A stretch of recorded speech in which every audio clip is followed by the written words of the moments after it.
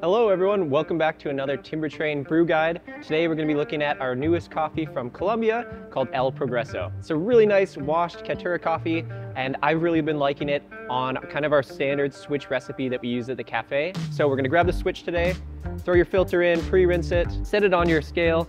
We're going to close the switch to start with, and we're going to start with 16 grams of coffee. This is going to be ground medium fine, similar to pour over, but a little bit finer.